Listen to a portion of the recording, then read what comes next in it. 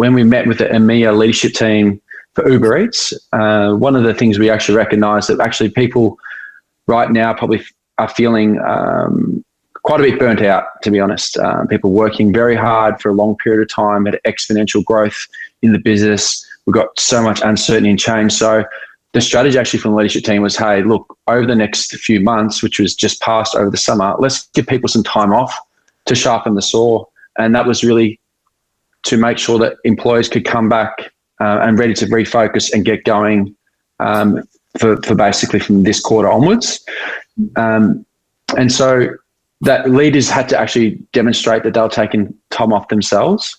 And I think that's been really good for that part of the business in Uber Eats. What also I've seen work really well in Uber for Business is keeping things positive inside their team. And Christoph, the Uber for Business head of for EMEA, started creating this Good News Monday, where the leaders would have to email through a number of positive news stories that they've seen inside their teams and business. As we know through COVID, it's quite a negative environment, a lot of uncertainty. So this is really designed to, start the week on a positive note. And that's been very good for that part of the business. And their engagement results has actually been quite high in EMEA in comparison to a lot of the global teams. I think another thing that people should really be doing or have done really well in some teams as well was create meetups for their team. Even though there are some restrictions with COVID and the local legislations, I think where people can respect the rules and people feel comfortable, finding that time to catch up as a team for a walking meeting, a lunch or a coffee, etc. That has also been something that I've seen the teams who are highly engaged and doing well right now have been able to do those things well. And for example, in our own HR department in EMEA, we'd been through a huge change management project, letting go quite a number of our employees through a difficult period. And so we organised a meetup for those who felt comfortable with the recruitment team, the HR business partner and the HR ops team who did a lot of the back end work. And we had lunch together and a few beers. So I think these meetups go a long way to keeping people engaged and feeling connected. Another thing is we've got a number of stay questions that we shared out to managers.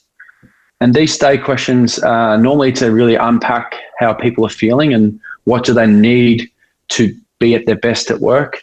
And so normally when you ask someone, how are you doing well at work? They'll just say, yeah, I'm doing good. Or yeah, they're not really going to give you much more than that. So these questions are really designed in a way to help managers figure out what is that the employee needs right now that they're not having that the manager could do, or what sort of recognition do they need to have, or how they're generally doing overall, just rather than asking the simple question, how are you doing?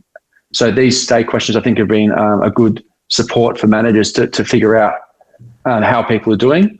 But also I think, managers and leaders really need to be vulnerable themselves to admit that they're not also probably doing that great themselves or that motivated or are struggling working from home or juggling the kids or the relationship at home. So I think being vulnerable as a leader is also a way you can really connect with your people.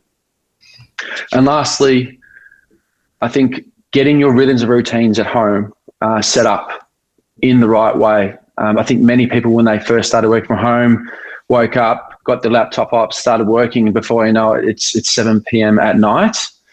And over time, you need to adjust to set boundaries like, where am I going to be working? Where's my working space going to be? What chair do I need? What desktop do I need to have? When do I separate my work from my partner at home or the family? This is my space. I'm working from here from 9 till 6. I go on my lunch walk from 12 till 1, and having those boundaries in place really helps to drive productivity. And also, working from home can be quite good if you're able to get those routines in place. So there are a couple more on the soft side, I think, that have really helped keep the workforce engaged and to be productive. Less than half are doing well in this current environment. And so that means that there are definitely people right now who are feeling isolated in the workforce. There's definitely a proportion of people who are feeling that. Maybe they're just home alone on themselves, and they don't have any family or any partner, and due to the constraints that maybe you're not allowed out of the house, means you're on your own. There's definitely a segment of the population who are finding this very difficult, and definitely are feeling isolated. I also think, like for myself personally, I've also found it a little bit isolating at times, even though I have a girlfriend at home, have quite a large house, and the restriction rules allow me to go outside the homes in the Netherlands. Just generally speaking, the only time you get to engage most of the time with your team or the business is via Zoom. And the Zoom calls that you have, generally speaking, around a project or a task you need to complete. So you really miss those social conversations when you walk into work and you say, "How was your morning?" "Yeah, it's been good," or "hasn't been good." And you can just have a cup of tea and just talk things through without having to set up a meeting to do that. So I think that piece does impact you in a way that maybe you don't recognize right at the time, but over time you might feel that you're a little bit drained or not feeling as motivated as you normally would. So I do see that this is impacting people, in particular maybe people who are home alone. And this is definitely showing up in our engagement results as well, across the globe. So there's definitely some work that needs to be done from managers, also from the self point of view. If you do see this in your team or recognize it, we really need to be leaning in, both as managers and also as employees, to recognize it and do something that's within your control to help improve that. This stuff is extremely important, and I don't think there's like a global approach or one size fits all for this. I think I've sort of cut this into two different buckets. One is in terms of a leadership team or group, what can you do to create that oneness and make sure everybody knows what are the priorities, how we tackling working from home, what are the rules that people should be following. Maybe create some guidance around maybe sharing what teams are doing with virtual drinks or coffee or walk. So sharing information and creating points in time to align the group are still very important. And that's from a leadership point of view, what actually works and has huge impact on how employees feel, and the connectedness that they feel as well. The second fold to that is, as a leader of a team, is to recognize when you're a leader, what is it that each individual person is going through.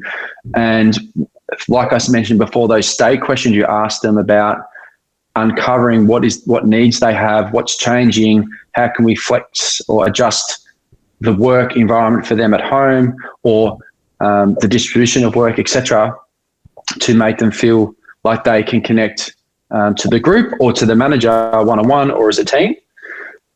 So smaller team meetings can be arranged where they have virtual coffees, for example, virtual Friday night drinks, or in some cases where, again, the restrictions allow it, for those who feel comfortable can pop out for a Friday night drink or go out for lunch together. And I know there are teams that are doing that, and it's definitely helped that team connection. Then I also think there's another layer where, team members also have some kind of responsibility in this as well, where you know what's best for your team and for yourself, and you know what motivates you. And so the team members should be looking to create their own meetups, virtual coffees for people that they need to do to give themselves energy. And so for myself, with a number of people that I work with, I catch up for a coffee in person, or I catch up for a virtual coffee where I'm unable to meet with them in person. And for me, that really energizes me just to have a general conversation and chat as well. So things that can be done from leadership group for the whole entire group, things that leaders can do to help manage their people, but then also a bit of a personal responsibility, I think, from team members to think about how can they engage with their team to keep those team members included and involved. There's definitely been a huge work from home, remote work stream that's come from the global team. And again, a lot of these, I imagine, would have come from listening to our employees and finding out how they're doing and what do they really need. I think the most important thing that employees really want now and probably have always wanted is just more choice and freedom and flexibility to make their own decision on what works for them. What I think we've done really well is on the working from home front is basically give employees the choice of, one, whether they want to come back to work into the office. And for example, in the Netherlands, where we have our EMEA HQ, we've been able to open up our office for the last few months. And we've seen an increase over the last, in particular September, in people wanting to come back. We're not forcing it. We're just making the office available for those who want to. And that might suit people, like I mentioned before, who are at home, maybe feeling isolated or working home with their partner where it's getting a little bit too much. You can go into the office and there's a choice available to you to go in there. The second one is you can work from home. So Uber announced that we're able to work from home until mid next year. And that was good to put a lot of the anxiety out of employees' mind to how long is this situation going to last for? Do I need to get things organised for my home office? That was a stake in the ground the company committed to doing, and I think that's been really good. So people can start to plan for their own home environment and make choices around whether they want to return to work or not. And I think the last option is really, a hybrid choice. And that's also one option we have available is where you can work some days from home. And if you wanted to go to the office as well, you're more than welcome to. And so I think these three options are going to be very good for employees to have that choice. So good job from the working from home team there on making that possible. Some other low-hanging fruit, which we've done, which I think has been very useful, is having the resources at home to do your job is very important. So we have €500 benefit for employees to spend on whatever they need for the office. We also have a wellness benefit, which we normally have €80 per month for employees. And so that has been normally just for wellness activities or products, etc. We've opened that up to do anything that you need to set up your home. So, for example, if you need to get a router for your internet to create more strength so you can work, in your lounge room, then you can just spend that money there and it can be reimbursed. So those two things have been low-hanging fruit in terms of a financial benefit to help employees. A few other things we've done, which is around flexibility. So in particular for caregivers and parents, there is a policy in writing now which enables managers to engage with this category of people to redistribute hours through the day in which they could work. So it might mean you might start a little bit later, but you finish a bit later, or you might do work more hours on one day, but shorten your Friday, essentially. So the freedom and flexibility not only has it always been there, but by putting in pen and paper, I think is very good for managers to have these conversations, to check in with their employees, but also that category of employees, they feel like they are supported and the company's proactively doing their bit there. So there are a few of the things we've done really well, and I think they're definitely making a positive impact on how people feel when they're working from home, which is awesome. I think one thing we have done, which I'm very proud of, and I think adds a lot of value, not only to the employee, but in generally the company will get back in spades, is we've launched an app called Unmind. I'm not sure if you've heard of it, but there was a lot of listening sessions done in the teams and from the surveys where, working from home creates a new set of stress. There's a lot of uncertainty. I'm sure there's people who have high levels of anxiety with the whole situation and the uncertainty in the world and, struggling to sleep. And as a result, you feel disengaged. If you're not sleeping well, you don't have the energy, you're not as productive, and you can't solve problems because if you're not sleeping well and you're anxious, well, we know it's almost like the same as turning up to work being drunk in terms of your cognitive ability to get things done. So we've launched this app called Unmind, which is very similar to the Headspace and Calm apps, which are going to be available and free to all employees. And that was only launched in the last week or so. So it's very early in the piece to know whether, what is the uptake? Are we seeing any measurable gains from that? But I dare say we should be collecting some data on that and should be sharing that out to the HR team to see, is this working and is it actually a benefit the employees are using and finding beneficial? So I will be interested to find out a bit more around the data when we get that in there. But I do think this is going to be very good for employees to have the app there. Maybe people wouldn't, generally speaking, use that, but because it's there, they might download it and give it a go. And I really hope that makes the current environment for employees a lot better. We just had the results launched within the last week, actually. So we have a global survey which goes to all employees. We normally do that, I think it's 3 times a year, so it's quite a lot. We had 91% participation rate, which is actually the highest ever. So people want to be heard and people want us to know how they're doing. I think obviously there's some things we're doing really well, which is around flexibility of the workplace, autonomy, aligned to our mission, which is normally the things that we do really well. And we saw those things come through again. Where we did see a decrease was in our overall satisfaction, which was 4% lower than the previous one. Engagement was down 5%. Trust in the company and well-being was down as well. So trust was down 8% and well-being was down 4%. So when you think about the current environment that we work in, these decreases are to be expected. Obviously, we would like to get those up as soon as possible and refocus and engage the team. But it's good to have this results to see where we can get better. I think overall, through the comments that were shared, the things that people were struggling most with was, to our point we already discussed, was around feeling isolated, dealing with the uncertainty, feelings of job security, because we had to do quite a number of layoffs in response to COVID, because our business was suffering quite significantly.